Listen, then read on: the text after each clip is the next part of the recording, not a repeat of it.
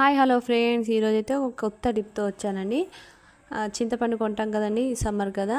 Summer అయితే చింతపండు compulsory కొంటాము. అయితే మన చింతపండు కొట్టేసిన తర్వాత ఆ చింతగింజలు తీసిన తర్వాత మన చింతపండుకి ఉన్న నారలు తీసేస్తాం కదా. ఆ నారలు అనేవి బయట పడేయకుండా ఒక కవర్లో స్టోర్ చేసుకొని ఇలా మనం రాగి ముంతలు, దేవుడి దగ్గర పెట్టే రాగి ముంతలు ఉంటాయి కదండి, ఇత్తడి ముంతలు, రాగి ముంతలు ఏవైనా సరే ఒక్కసారి ఇలా ట్రై చేయండి. చాలా బాగా రిజల్ట్ ఉంటుందండి. రాగి ముద్దలో నారలు తీసుకొని అందులో సాల్ట్ కొంచెం అంత వేసేసుకొని కొన్ని వాటర్ పోసుకొని ఒక 5 minutes అలా పెట్టుకోండి.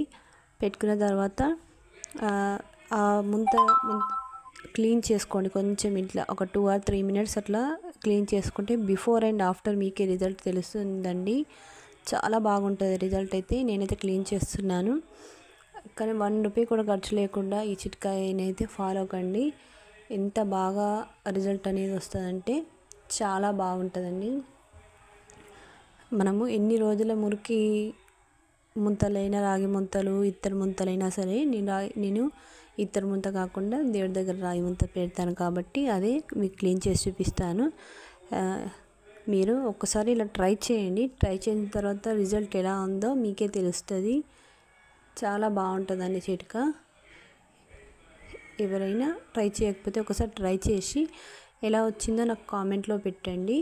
నచ్చితే లైక్ చేయండి, సబ్స్క్రైబ్ చేయండి, కామెంట్ పెట్టండి. ఓకేనా ఫ్రెండ్స్, బాయ్.